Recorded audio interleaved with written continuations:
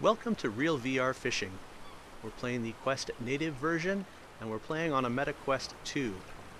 In this video, I'm going to be going over some tips and tricks on how you can get fish onto your lure hooks. But before we get to that, take a minute to click the S in the corner to subscribe. Heading for 10,000 subscribers, it'd be fantastic if you were one of them. Also like, share, leave a comment, let me know what you think of the video, or the game, or any tips or tricks that you have for getting fish on your hook. Let's get into it here.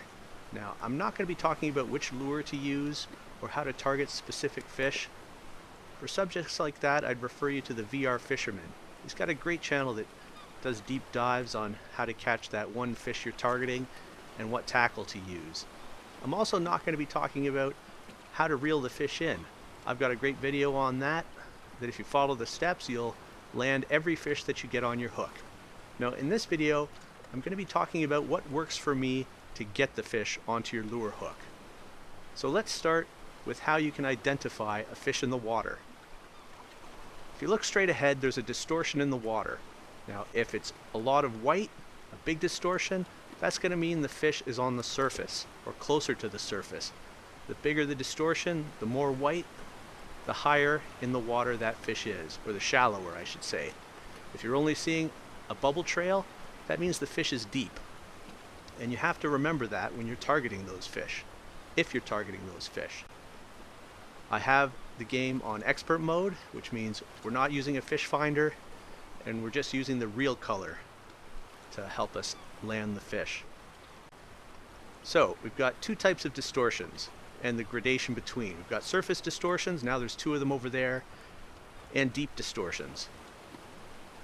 Now, I don't really target the length of my casts because I've found casting short is really difficult to do consistently, so I always cast long, and I just reel in to where I need to target the fish.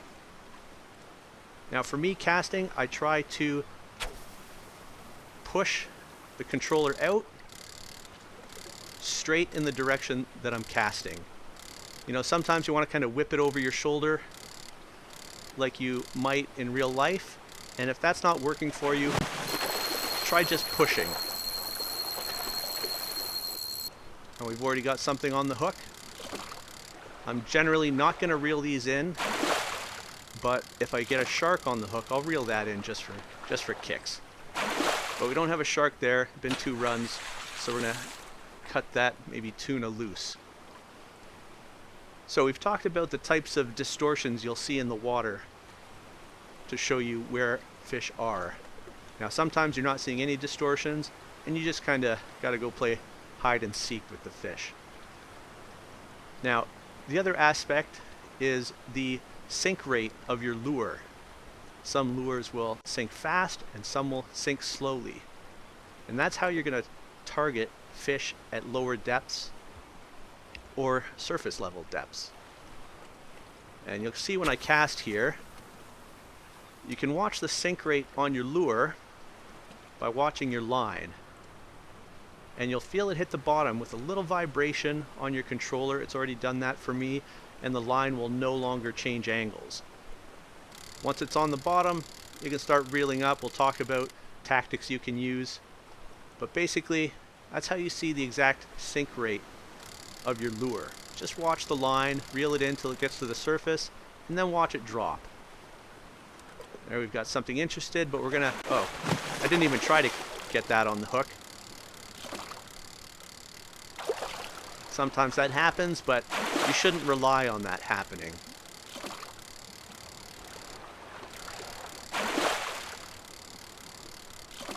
So that's 2 runs. I'm going to let it go. We're not getting a shark out of that. We're going to lose some lures here, but that's fine. So the reason why sink rate is important for a lure, and there's exceptions. I think the crankbait only rises in the water when you reel in. But aside from that, the lures sink. And why that's important is because that's going to determine the rate at which you need to reel to keep your lure at the right depth for the fish you're trying to catch. So we don't have any distortions in the water, so I'm just going to blind cast. If I don't see red on the line right away, I'll just let it sink to the bottom Now, it's up to you what you want to do. You can just reel in right away. I mean, it's about being relaxed in this game and having fun. So if you want to reel in right away, that's fine.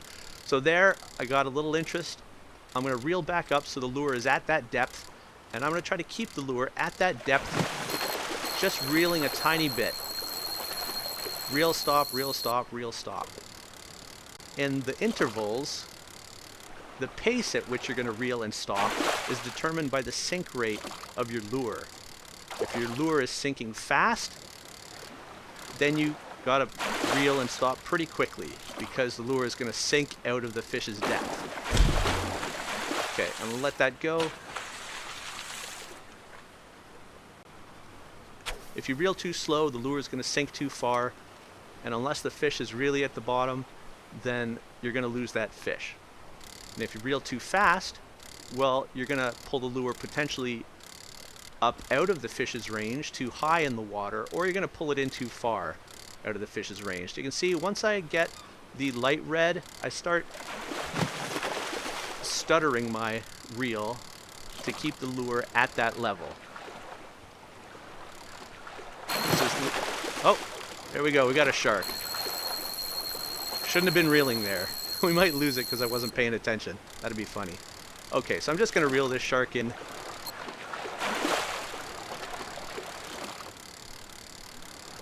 And you can watch my other video on all the steps I'm doing here, countering the runs, which colors of the line to reel on. It snapped itself there. I didn't really do anything. Sometimes they'll jump while they're running and snap themselves. It can be sometimes tricky to get the snap if they do that. In the other video I talk about rod position, all that good stuff. And hopefully I'm not going to make a fool of myself and not land this shark right now. One of the main points is keep your rod straight up and centered on the fish if you're not doing something else with it.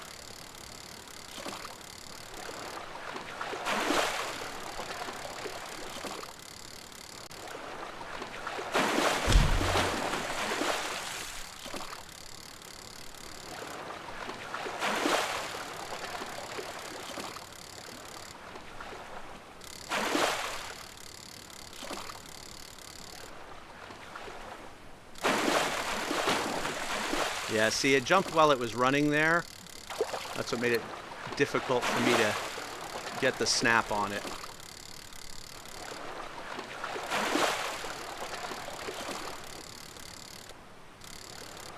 But you can miss a couple snaps as long as you're doing everything else right and still land the fish.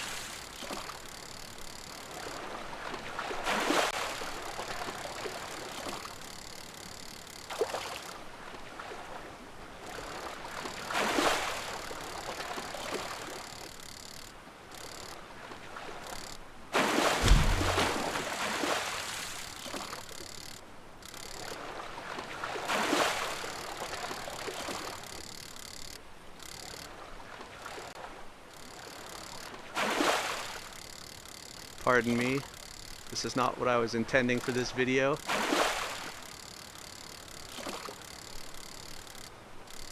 I'm not sure whether I hope there's no more sharks or lots more sharks, because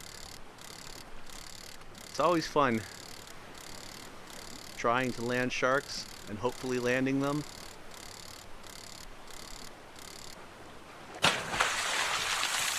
Hey, big fella. Almost 8,000 pounds. Okay. What was we talking about? That's right. We're talking about keeping the lure at the right depth to get the fish on the hook. So, scan for distortions. I'm not seeing any, so I'm just going to cast out. Sometimes you get those dead casts. The game has a glitch, I think. Not my fault. I think we hit the bottom already. So lure is on the bottom. Start reeling up. One thing I like to do is start at the bottom, reel up to the surface. Oh, we got something there, so I'm going to start staggering my reel just to keep it at the right depth and give the lure some play. And we got something else on the hook.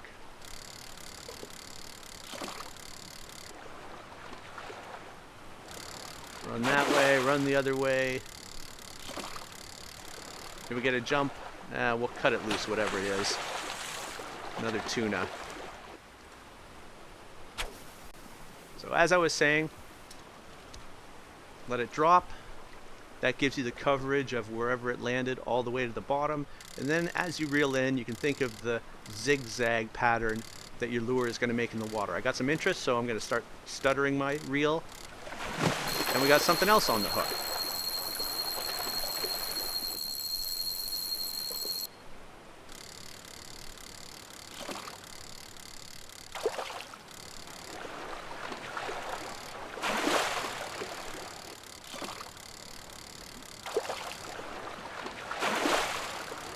Alright, we're going to cut that loose. I'm going to switch to a different lure. We'll go to the soft bait if we have any, because it sinks really slowly. I think it's the slowest sinking lure. So you'll see kind of a different sink rate and a different reel rate when we get some interest. Ah, there's that glitch where it doesn't cast the first time. If somebody knows how to avoid that, leave it in the comments. I find every time I switch lures, the first cast fails. So you can barely see the angle changing. And there, it just hit bottom. But this one sinks really slowly. So because it sinks slowly, I'm not going to reel as fast to get it to the top, because I want it sinking a little bit. I see a distortion over in the water there. Maybe we'll target that. Oh, there's another one right in front of us near the surface. One of the things I haven't talked about, we got something on the line here. Oh, we got that one interested. I'm stuttering the reel, getting the lure twitching, and we got that fish on the hook.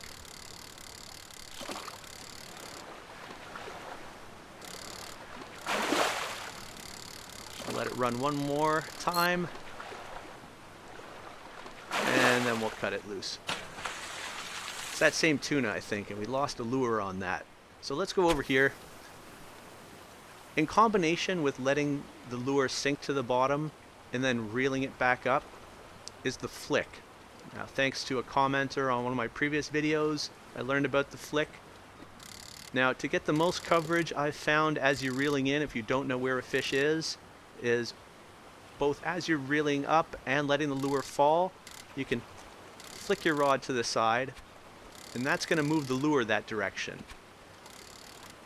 Now, some lures will move further than others, just more aerodynamic, and actually right here the soft bait is not so good for this, and you're hearing kind of two flicks.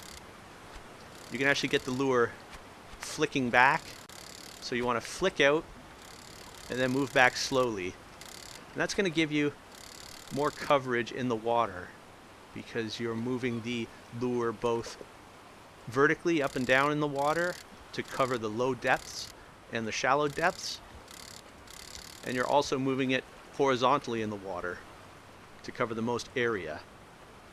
So to better illustrate the flick, I'm going to switch to something else. I find the metal jig, it's great for the flick. Maybe that's what we had before. So I'll start by casting over this way, and even as it's sinking,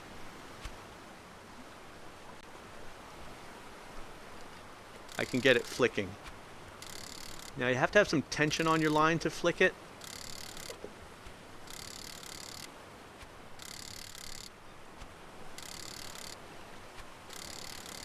Now I'm flicking too much, really. Just trying to show you the technique. You'd really only flick this aggressively if you were trying to get your lure over to one of those distortions in the water. If you kind of cast off your target, or the target revealed itself after you cast, then you can kind of move your lure over to that distortion using the flick. But if you just want coverage and you don't know where any fish are, I just want to let it sink a bit, give it a little flick. We got something. I'll keep it at the right depth for that. It's a metal jig which sinks quickly, which means you have to do kind of a fast stutter on your reel to keep that lure at the right depth for that fish. Once you see the light red, Just a small fish. We'll let it run one more time.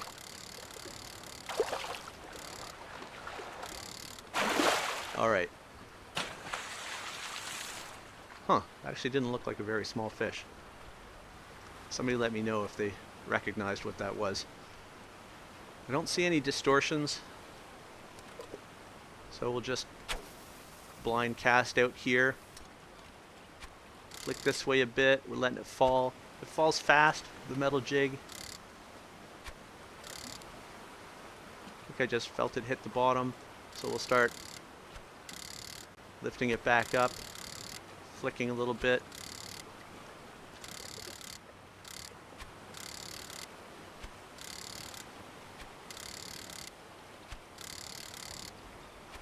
This technique also kind of keeps you active in the reel. You're not just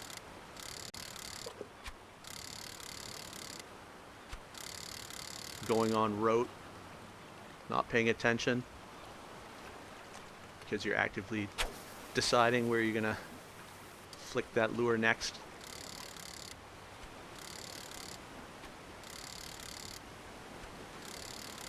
There, we got something. I'm gonna let the lure fall back to that depth. I kind of brought it up a bit, and I was stuttering my reel to keep it at that depth. So there, I actually reeled the lure too shallow for this fish, and the line went white until I let the lure drop back down to catch that red again, and then I kind of let it, I did the stutter reel to keep it at that depth. Okay, seems like that same tuna maybe took another one of our lures. Trying to keep an eye out for the surface distortions so I can show you how we can flick the lure over to them.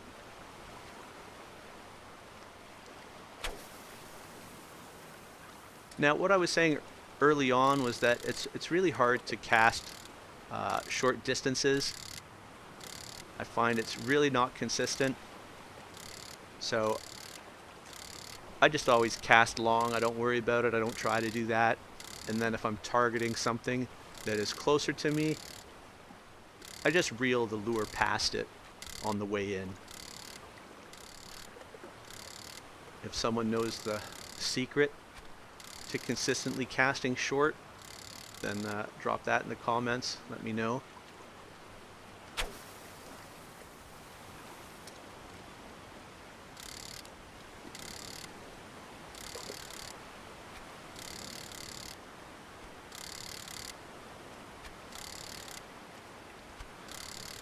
Oh, there we got something over here. I go into my stutter mode of reeling.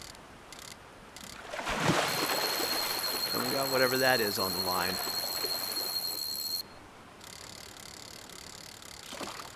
So you can see that every time the line's turned light red, I've been able to get the fish onto the lure.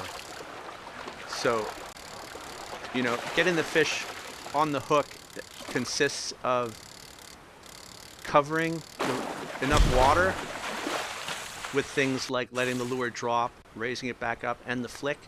That's going to cover the water area for you so that you find where the fish are even without the surface distortions, and you're going to get that light red line. And then once you get that light red line, it's about keeping your lure at that same depth based on the lure's sink rate and your reeling rate. Now the next level up would be turning off the line color, in which case you're looking at the tip of your rod for how much tension is there for the light red, and a little vibration in your controller. And once you've done this enough with the line color on, then you can start to just close your eyes and feel for the vibrations in the controller, or focus on the tip of the rod for tension, and start practicing detecting those sensations so that eventually you can switch to, got another shark, you can switch to no line color.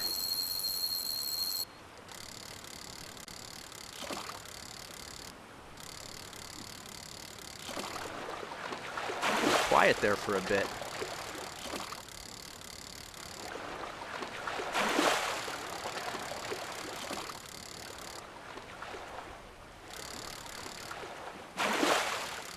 Now what I've been doing, getting fish on the hook, whoa, that was a big jump, and releasing them,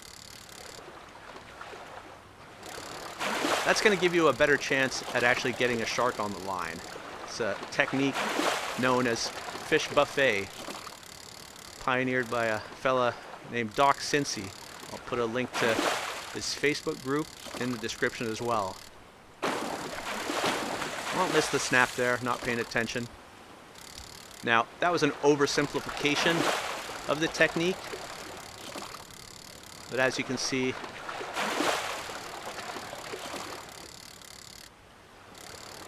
having landed 2 sharks here, knock on wood, haven't landed this one yet.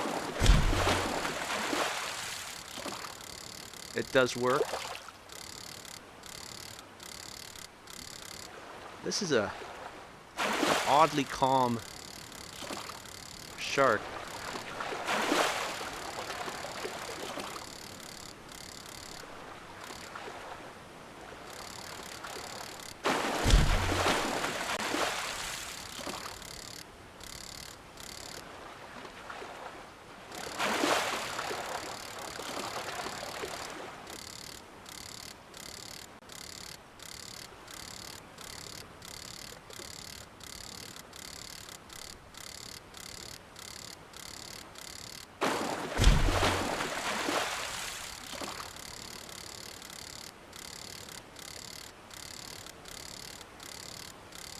That was a close jump. Very strange acting shark here.